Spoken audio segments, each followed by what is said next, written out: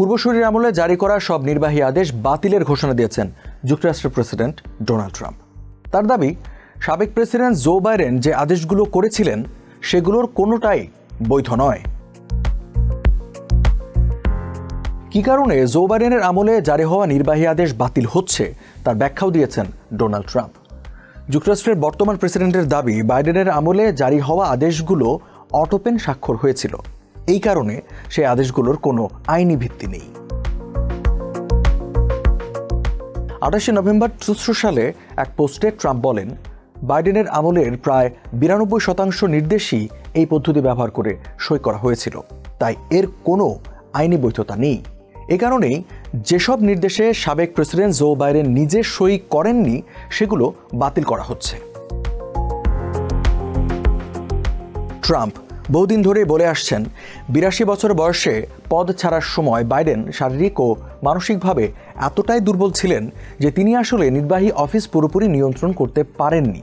79 বছর বয়সী এই রিপাবলিকান নেতা 28 নভেম্বরের পোস্টে আবারও নিজের দাবি পুনর্ব্যক্ত করেন।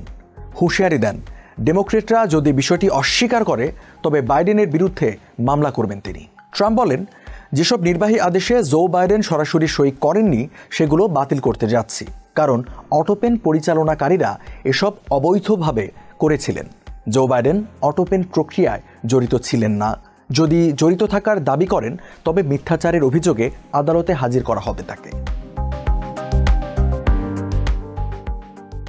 অটোপেন হলো এক ধরনের যান্ত্রিক বা স্বয়ংক্রিয় স্বাক্ষর যন্ত্র, যা ব্যবহার করে কোনো ব্যক্তি শারীরিকভাবে উপস্থিত না থাকলেও দলিল, নির্বাহী আদেশ বা নথিতে স্বাক্ষর করতে পারেন। হোয়াইট হাউসে অটোপেন ও এ ধরনের যান্ত্রিক স্বাক্ষর ব্যবহারের ইতিহাস বহু পুরনো। 19বিংশ শতকের শুরুতে তৃতীয় মার্কিন প্রেসিডেন্ট টমাস জেফারসনের সময় থেকেই এর ব্যবহার শুরু হয়। ট্রাম্প নিজেও তার প্রথম মেয়াদে এই ডিভাইস ব্যবহার করেছিলেন।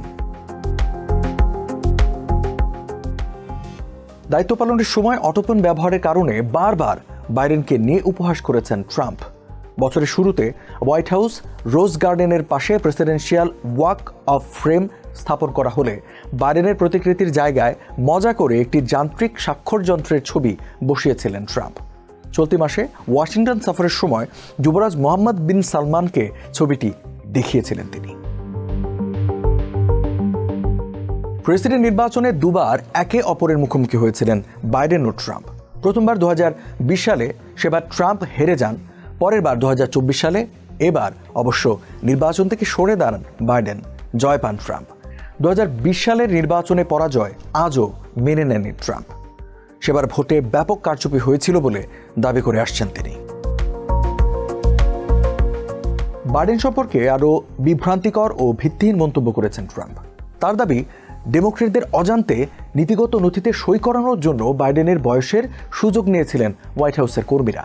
অবশ্য ট্রাম্প তার এই দাবির পক্ষে কোনো প্রমাণ দেখাতে পারেননি। গত জুনে এক বিবৃতিতে বাইডেন নিজেই এই অভিযোগ অস্বীকার করেছেন।